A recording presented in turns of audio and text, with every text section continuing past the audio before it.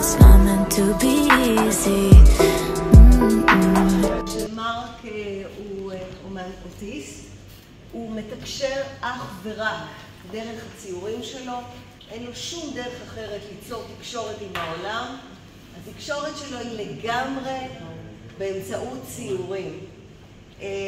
העבודות שלו מאוד מאוד מרגשות, והן הרבה פעמים מקפלות בחובן כל מיני סימנים שאיש לא מבין. גם אמא שלו לא ממש מבינה מה המשמעות של הפריטים שנמצאים פה, כמו איך זה נקרא? החרק הזה, זה נמצא בהמון יצירות שלו.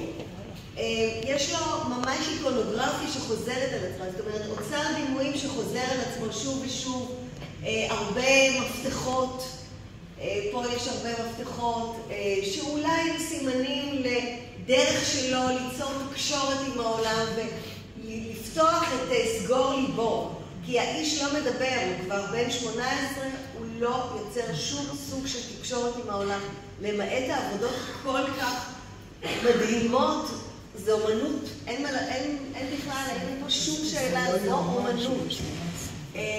יש פה גם את המנעול, גם את המפתח, אבל הם לא מתחברים לעולם, לא המנעול ולא המפתח. עכשיו, הסיפור מאחורי הילדה, הסיפור על הילדה עם הכובע, הוא סיפור מאוד יפה. הוא גם כן מזמן המלחמה. אגב, באחת התערוכות הקודמות במאי, גם מרק הציג פה, ממש פה, במקום הזה בדיוק, עבודה שהייתה יכולה מן הסתם גם להתאים לתערוכה הזאת. אני כן אספר לכם עליה, כי הסיפור שם ממש מרגש. הוא הציג עבודה של שתי קרובות משפחה שלו, שתיהן היו חיילות צה"ל ב7 באוקטובר. איזה הרעש הנוראי הזה.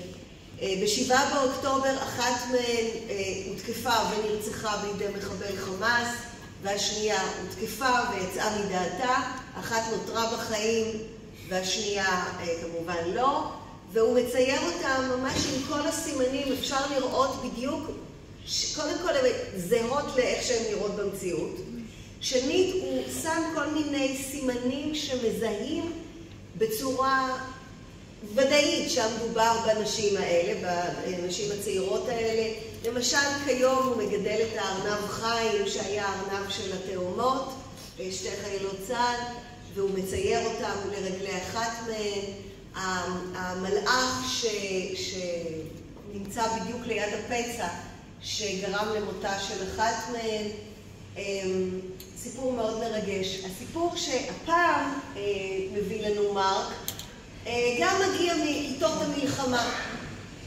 בזמן המלחמה, ממש בתחילת המלחמה, הולכים מרק ונטליה, אמא שלו, אל חוף הים. המקום נטוש כיוון שהמלחמה, אנשים לא יוצאים מהבית.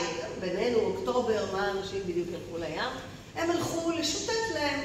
ואז במקרה פגשו אב וביתו המאוד קטנה, בת 4, וככה פגשו אותם, טיילו ביחד, דיברו, ופתאום התחילה אזעקה. ואז הם רצו, חיפשו מקלט, הגיעו לאיזה סוג של מקלט. הילדה כל כך פחדה, הייתה מאוד נרעשת ונרגשת, ואימא של מרק, בתושייה מדהימה, של אישה מדהימה, שלא יודעת איך, פשוט לקחה את כובע הקש שהיה לה, ונתנה לילדה ואמרה לה, תשמעי, זה כובע קסמים. הכובע הזה מציל אותך מכל דבר שהוא. לא יקרה לך שום דבר. ברגע שאת שמה את הכובע, תשכחי מהכל, את בטוחה, אין שום סיכוי שיקרה לך משהו. ואז הילדה הזאת מאוד נרגעה, הייתה מאושרת, מאוד הודתה לנטליה, וזהו, ומרק חזר הביתה וצייר את הציור המופלא הזה. וזה מדהים לראות את העולם הקסום שהוא חי בו. זה כאילו הבן אדם חי באיזה רובד פלאי קסום שהוא פשוט לא קשור לעולם הזה בכלל. כל הדימויים האלה של השלדים והפיות, יש לו המון פיות, לא רק בציור הזה, בהמון ציורים שלו. שווה להתעכב ולראות את כל הפרטים פה. תסתכלו ככה בזמנכם הפנוי, תראו איזה דקויות ואיזה התייחסות לפרטי פרטים. אגב, אמא שלו מספרת שהילדה בדיוק נראית כך, ילדה בת 4. זה הסיפור של מרק רפאייביץ', ולדעתי שווה מאוד לעקוב אחריו. הוא הולך להגיע רחוק